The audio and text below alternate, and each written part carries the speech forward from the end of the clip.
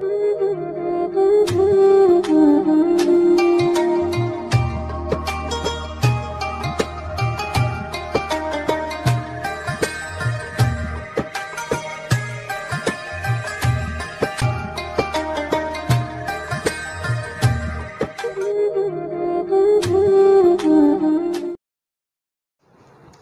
باللہ من الشیطان الرجیم بسم اللہ الرحمن الرحیم۔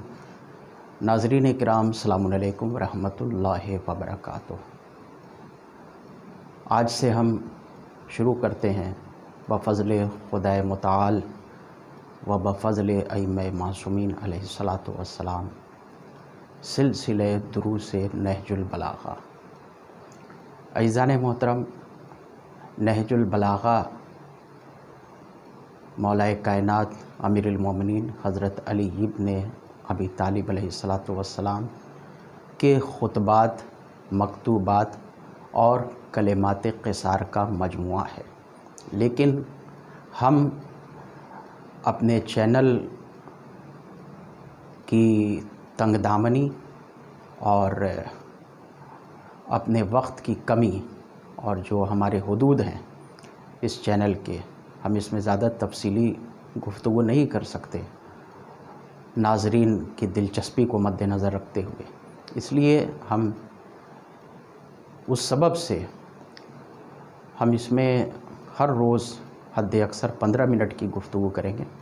اس لیے ہم نے کلمات قصار کا انتخاب کیا ہے۔ آج سب سے پہلے نہج البلاغہ کا مختصر تعارف کرا دیا جائے۔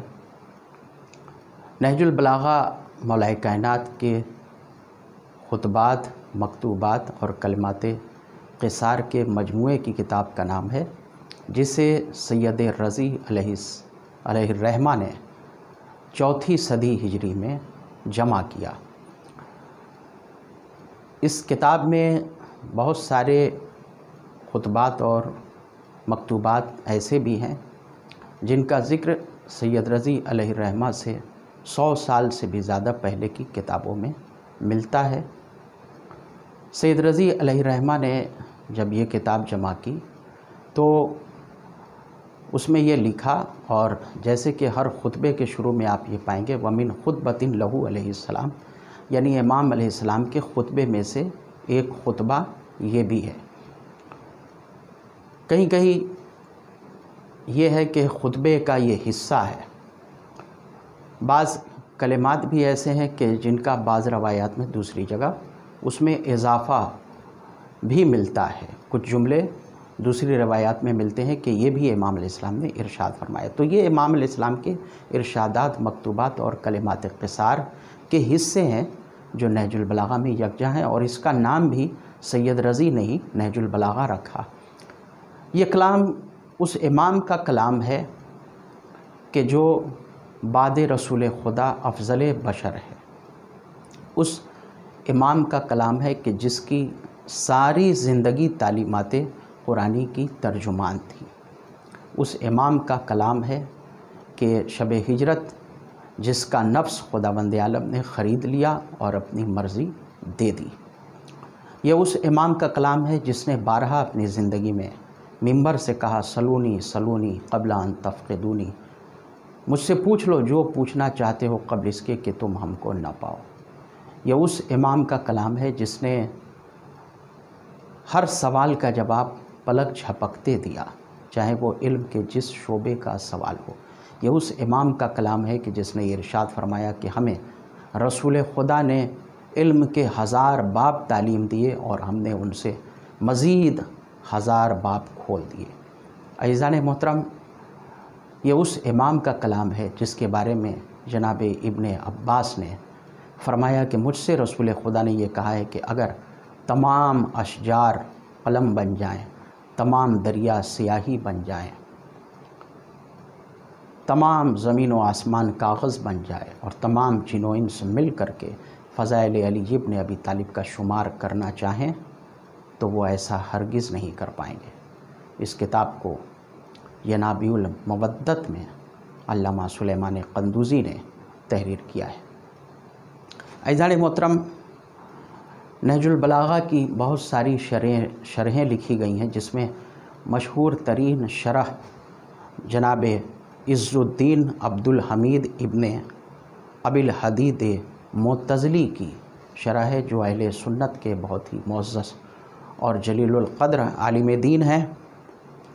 انہوں نے 20 جلد میں نہج البلاغہ کی شرح کی ہے، اور اس کی شرح لکھنے میں آپ کو 4 سال 8 مہینے کا وقت صرف ہوا۔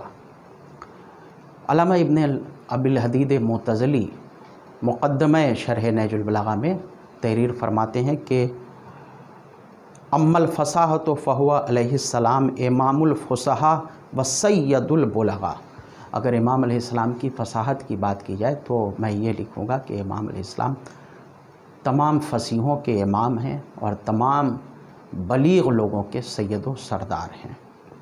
اس کے بعد آپ مقدمہ شرح نہج البلاغہ میں تحریر فرماتے ہیں کہ اس کتاب کو پڑھنے کے بعد میں یہی کہوں گا، امام علیہ السلام کا کلام پڑھنے کے بعد میں یہی کہوں گا کہ امام کا یہ کلام خدا کے کلام کے تو نیچے ہے، لیکن دنیا میں مخلوقات، تمام مخلوقات کے کلام سے اوپر ہے۔ خالق کے کلام سے نیچے، مخلوقات کے کلام سے اوپر۔ اور بے شک عزیزان محترم، ہمارا یہ عقیدہ ہے کہ نہ صرف مولا کائنات حضرت علی ابن ابی طالب علیہ السلام، بلکہ چہاردہ معصومین میں سب کا کلام سرکار رسالت مآب حبیب خدا حضرت محمد مصطفیٰ صلی اللہ علیہ وآلہ وسلم اور ان کی آل اطہار، ان سب کا کلام تمام کائنات میں سب سے افضل اور برتر ہے۔ تمام فلسفی، تمام دنیا کے بڑے بڑے سائنسداں، تمام دنیا کے بڑے بڑے ماہر فلکیات، ماہر ارضیات، ماہر علم طبابت، ان سب میں سب سے افضل اور برتر کلام ائمہ معصومین علیہ السلام کا کلام ہے۔ سید رضی کا اصل نام سید محمد تھا۔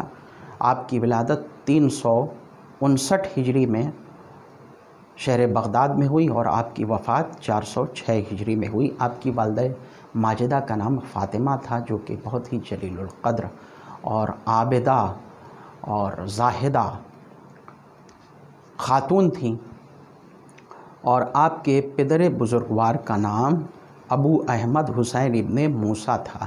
آپ کی والدہ ماجدہ نسل امیر المومنین حضرت علی ابن ابی طالب سے تھیں، اور آپ کے پدر بزرگوار نسل حضرت باب الحوائج امام موسیٰ کاظم علیہ السلام سے تھے۔ علامہ امینی نے علامہ سید رضی، سید شریف رضی کے 14 اساتذہ کا ذکر اپنی کتاب الغدیر میں کیا ہے، لیکن ان اساتذہ میں مشہور ترین فقیہ محدث حضرت شیخ مفید علیہ الرحمہ تھے، اور اس بات کو متعدد علماء نے لکھا ہے، اور جناب ابن ابی الحدید معتزلی نے بھی شرح نہج البلاغہ کی جلد اول میں لکھا ہے کہ شیخ مفید نے ایک شب خواب میں دیکھا کہ دختر رسول اسلام زوجہ امیر المومنین حضرت فاطمہ زہرا سلام اللہ علیہا آپ کے پاس تشریف لائیں۔ اس وقت آپ بغداد کے محلہ کرخ کی مسجد میں تشریف فرما تھے، مسجد کرخ میں۔ اتنے میں خاتون دو عالم تشریف لائیں، اور آپ کے ایک جانب امام حسن دائیں جانب تھے، دوسری جانب امام حسین تھے۔ دونوں کا ہاتھ پکڑے ہوئے جناب صدیقہ طاہرہ آئیں، خواب میں دیکھ رہے ہیں شیخ مفید، اور آ کر کے کہا کہ میرے ان دونوں بچوں کو فقہ کی تعلیم دو۔ شیخ مفید کی آنکھ کھلی، فکر مند ہوئے۔ دوسرے روز صبح میں جب آپ تشریف لے گئے، اسی مسجد میں بیٹھے ہوئے تھے، تو کیا دیکھا کہ ادھر سے جناب سید رضی اور سید مرتضیٰ کی والدہ ماجدہ ان دونوں بچوں کا ہاتھ تھامے ہوئے آپ کے پاس تشریف لائیں، اور کہا کہ اے شیخ جلیل، میرے ان دونوں بچوں کو آپ فقہ کی تعلیم دیجیے۔ اسی کی پیشن گوئی شب میں آ کر کے جناب صدیقہ طاہرہ نے جناب شیخ مفید سے کی تھی۔ اللہ اکبر! کتنا عظیم مرتبہ ہے اس استاد کا، اور کتنا عظیم مرتبہ ہے اس کے دونوں شاگردوں کا، اور کتنا عظیم مرتبہ ہے ان دونوں بچوں کی ماں کا، کہ جس کے بارے میں خود جناب صدیقہ طاہرہ آ کر کے جناب شیخ مفید کو بشارت دے رہی ہیں۔ صلوات بر محمد و آل محمد، اللہم صلی علی محمد و آل محمد۔ عزیزان محترم، ہم اب گفتگو کرتے ہیں آج کے کلمے کے سلسلے میں۔ آج کا پہلا کلمہ، جیسا کہ ہم نے عرض کیا کہ ہم خطبات بھی عرض کر سکتے تھے، مکتوبات بھی عرض کر سکتے تھے، اور انشاءاللہ اگر وقت رہا توفیق الہی شامل حال رہی، اور ہم کوشش کریں گے کہ پورے خطبات نہ صحیح، مکتوبات نہ صحیح، تو جتنا ہم سے میسر ہو سکا ہم آپ کی خدمت میں آئندہ اس میں سے چند کی تشریح کریں گے۔ نہ مکمل صحیح ہے کہ خطبہ کی نہ مکمل صحیح، تو بعض حصے کی ہم تشریح کریں گے۔ خاص طور سے عہد نامہ مالک اشتر ہمارے ذہن میں ہے کہ وہ عہد نامہ جو آپ نے جناب مالک اشتر کو لکھا جب ان کو مصر کا گورنر بنایا، اس کی ہم شرح کریں گے، ضروری ہے، وہ ہمارے ذہن میں ہے۔ اور اس عہد نامے کو تمام ملکوں میں، تمام ملک کے سربراہوں کے سامنے پیش کرنا چاہیے، بلکہ ہر ملک کے سنسد میں، مجلس میں اور قومی اسمبلی میں اس عہد نامے کو تمام ممبران کی خدمت میں پیش کرنا چاہیے، تاکہ انہیں اپنی ذمہ داریوں کا احساس ہو۔ آج ہم پہلے کلمے کی شروعات کرتے ہیں۔ نہج البلاغہ کے کلمات قصار، یعنی چھوٹے چھوٹے کلمے جن میں کمالات کا سمندر یکجا ہے، حکمتوں کا سمندر یکجا ہے۔ پہلا کلمہ جس میں مولا کائنات ارشاد فرماتے ہیں، بسم اللہ الرحمن الرحیم، کن فی الفتنۃ کابن اللبون لا زہر فیرکب ولا زرع فیحلب، کہ فتنوں میں اس طرح ہو جاؤ جیسے اونٹ کا 2 سالہ بچہ، نہ تو اس کی پشت پر سواری کی جا سکتی ہے اور نہ اس سے دودھ دوہا جا سکتا ہے۔ عزیزان محترم، اس میں 2 لفظ بہت قابل غور ہے، ملاحظہ فرمائیں، ایک فتنہ اور دوسرے ابن لبون۔ فتنہ کسے کہتے ہیں؟ فتنہ کہتے ہیں لغت عرب میں سونے کو جب آگ پر رکھا جاتا ہے، تپش کے سامنے پیش کیا جاتا ہے، تاکہ پتہ یہ چل سکے کہ کھرا کتنا ہے، کھوٹا کتنا ہے، اور اس سونے کی اصلیت کیا ہے، اسی کو کہتے ہیں فتنہ۔ عام طور سے ہماری اردو زبان میں فتنہ مشہور ہو گیا ہے، یعنی بیہودگی، یلغار وغیرہ، لیکن بیہودگی، یلغار اصل وہ مطلب ہے امتحان اس کا۔ فتنہ کا مکمل مطلب بیہودگی نہیں ہے، فساد نہیں ہے، تباہی بربادی نہیں ہے۔ قرآن مجید یہ کہہ رہا ہے کہ مال اور اولاد فتنہ ہے۔ اس کا کیا مطلب؟ اس کا مطلب یہ تھوڑی مال اور اولاد تباہی کا سبب ہے، بربادی کا سبب ہے، فساد کا سبب ہے۔ اس کا مطلب کہ آزمائش ہے تمہاری، مال اور اولاد تمہارا امتحان ہے، اسی میں تمہارے کھرے اور کھوٹے ہونے کا پتہ چل جائے گا، مال کے ذریعے اور اولاد کے ذریعے۔ ہمارے ہاتھ میں اگر مال ہے تو یہ ہمارا امتحان ہے کہ ہم اس میں بندگان خدا کا حق نکالتے ہیں یا نہیں۔ ہمارے ہاتھ میں اگر مال آیا، اگر دوسرے کو امانت دی گئی، ان کو لے جا کے پہنچا دو، تو اس میں ہمارا امتحان ہے۔ اولاد بھی ہمارا امتحان ہے خداوند عالم کی جانب سے کہ ہم اپنی اولاد کو کیسی تربیت دیتے ہیں۔ تو امام علیہ السلام فرماتے ہیں کہ فتنے میں ایسے ہو جاؤ جیسے، یہ فتنہ کیا مطلب؟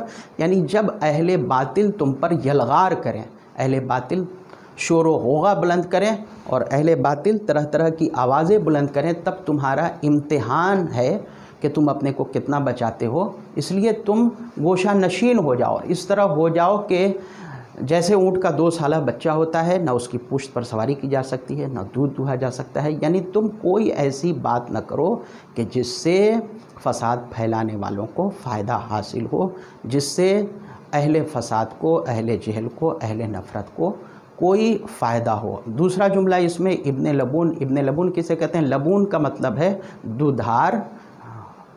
اونٹنی جس کا چھوٹا بچہ ہوتا ہے وہ دودھار ہوتی ہے، لیکن چھوٹا بچہ وہ نہ سواری کی جا سکتی ہے، نہ دودھ دوہا جا سکتا ہے۔ امام علیہ السلام نے جو یہ فرمایا ہے کہ نہ اس کی پشت پر سواری ہو سکے، اس سے ڈائریکٹ کسی بات میں ملوث ہونا اس سے مراد ہے۔ نہ دودھ دوہا جا سکے، یعنی دودھ دوہ کر کے آدمی جو ہے انڈائریکٹ فائدہ پہنچاتا ہے۔ کسی کو اونٹنی دے دینا کہ لو، یا اونٹ جانور دے دینا اس پر سواری کرو، یہ ڈائریکٹ فائدہ ہے، اور کسی کو جانور کا دودھ دے دینا یہ انڈائریکٹ فائدہ ہے۔ تو امام علیہ السلام یہ کہتے ہیں کہ جب اہل فساد شور و غوغا بلند کریں، اپنی آواز بلند کریں، تو نہ تم ڈائریکٹ ملوث ہو، نہ انڈائریکٹ ملوث ہو، اس بات کا تمہیں خیال رکھنا ہوگا۔ اب ایک سوال یہ ہے کہ کیا جب بھی حق و باطل میں پیکار ہو تو کیا ہم بالکل گوشہ نشین ہو جائیں؟ نہیں، اس سے یہ بالکل مراد نہیں ہے، اس لیے کہ سورہ حجرات کی آیت نمبر 9 میں خداوند عالم نے ارشاد فرمایا ہے کہ جب گروہ مسلمین میں سے کوئی ایک گروہ دوسرے گروہ پر ظلم و ستم کرے تو تمہارے لیے یہ ضروری یہ ہے کہ تم کھڑے ہو جاؤ اور ستم کے خلاف آواز بلند کرو یہاں تک کہ وہ حق کی طرف لوٹ آئیں۔ تو عزیزان محترم، اس حدیث سے ہرگز یہ مراد نہیں ہے کہ جب حق و باطل برسر پیکار ہوں تو ہم بالکل گوشہ نشین ہو جائیں۔ گوشہ نشین ہونے کا مطلب یہ ہے کہ ہم باطل کا کسی طرح سے ساتھ نہ دیں۔ اس کا مطلب یہ نہیں ہے کہ ہم حق کا ساتھ نہ دیں، اس کا مطلب یہ ہے کہ ہم باطل کا ساتھ نہ دیں، اور اس کی بہترین مثال اصحاب کہف کی زندگی ہے، ائمہ معصومین کی زندگی ہے کہ انہوں نے حق کی تعلیمات کو رائج کیا، حق کا ساتھ دیا، لیکن جب بھی باطل کی حکومت آئی انہوں نے گوشہ نشینی اختیار کی اور کوئی ایسی بات نہیں کہی کہ جس سے باطل کو طاقت ملے، باطل کو قوت ملے اور باطل رائج ہو۔ امیر المومنین علیہ السلام کا یہ کلمہ ہمیں اپنی زندگی میں یاد رکھنا چاہیے اور اپنی زندگی میں کبھی فراموش نہیں کرنا چاہیے، اس کلمے کے پیغام پر ہمیں عمل کرنا چاہیے۔ والسلام علیکم ورحمۃ اللہ وبرکاتہ۔